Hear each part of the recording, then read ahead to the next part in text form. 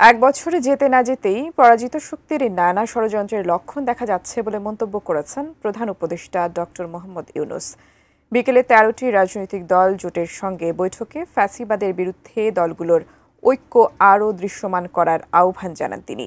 তবে দলগুলোর নেতারা এনসিপি সহ কোনো কোনো দলের প্রতি সরকারের পক্ষপাতিত্বের অভিযোগ তুলে লেভেল প্লেয়িং ফিল্ড নিশ্চিতের দাবি জানিয়েছেন।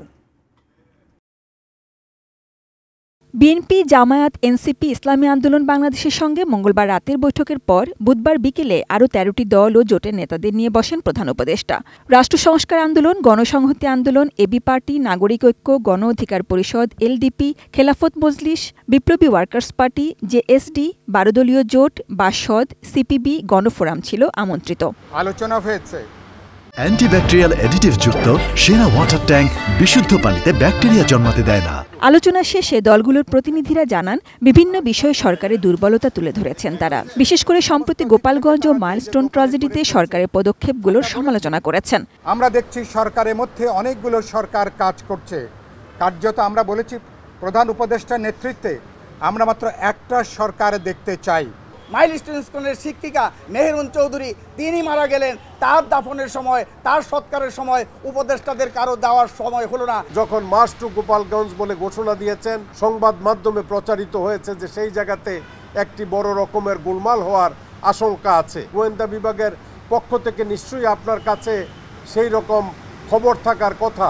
যারা দোষরা এখানে গাপটি মেরে আছে, প্রশাসনে, পুলিশে, গোয়েন্দা সংস্থায় আছে, এদিকে চিহ্নিত করতে হবে, এদের তৎপরতা বন্ধ করতে হবে। সরকার রাজনৈতিক দলগুলোর মধ্যে বড় দল ও ছোট দল হিসেবে বৈষম্য করছে বলেও অভিযোগ তাদের। এনসিপির রাজনৈতিক কর্মসূচিতে সরকারি প্রটোকল সুবিধা দেওয়ার ব্যাপারে প্রায় সবারই আপত্তি। 4টা দলকে কোন ক্রাইটেরিয়ায় বড় দল কিংবা প্রধান দল হিসেবে তারা সিলেক্ট করলো, এবং তার মধ্যে একটা দলের তো নিবন্ধনই নাই। এনসিপির প্রতি একটু পক্ষপাত দুষ্ট ভূমিকা পালন করছে। লেভেল প্লেইং ফিল্ড করতে হবে, রাজনৈতিক দলগুলোর প্রতি যথাসম্ভব ন্যায্য আচরণ করতে হবে। কেউ চেয়েছেন অবিলম্বে নির্বাচনী রোডম্যাপ, কেউ আবার ৫ আগস্টই নির্বাচনের তারিখ ঘোষণার দাবি তুলেছেন। কেবল সংকটে বিপদে দলগুলোকে না ডেকে নিয়মিতই সর্বদলীয় আলোচনা চেয়েছেন। শেখ হাসিনার পতনে সবার যে ঐক্য ছিল সেটি নষ্ট হওয়ার জন্য এক অর্থে সরকারকে দায়ী করেছে দলগুলো। কোনো রাজনৈতিক দল যেই প্রটোকল নিয়ে যেভাবে বিভিন্ন রাজনৈতিক দলকে আক্রমণ করে কথা বলছে, এতে করে আমাদের মধ্যে রাজনৈতিকভাবে বিভেদটা আরও তীব্র হচ্ছে। জুলাই অভ্যুত্থান উদযাপনে কিন্তু রাজনৈতিক দলগুলোকে কোথাও সম্পৃক্ত করা হয় নাই।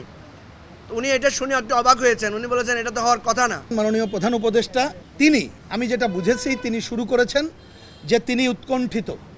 শেষ করলেন আমাদের কথা শোনার পরে শুধু পুলিশের উপরে নির্ভর করলে হবে না, জনগণের উপরে নির্ভর করতে হবে। প্রধান উপদেষ্টা ডক্টর মোহাম্মদ ইউনূস বলেছেন, রাজনৈতিক দলগুলোর ঐক্য দৃশ্যমান না হওয়ায় পরাজিত শক্তি এটাকে সুযোগ হিসেবে মনে করছে। Sajida Sweety, ATN news, Dhaka.